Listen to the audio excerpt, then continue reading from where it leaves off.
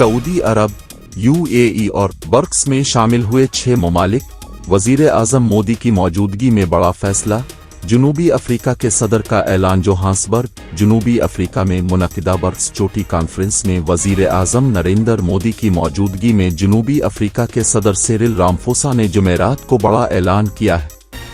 Berks में 6 नए ममालिक को शामिल करने का फैसला किया गया है, जिनमें सऊदी अरब, ईरान, मिस्र, एथियोपिया, अर्जेंटाइन और यूएई शामिल है।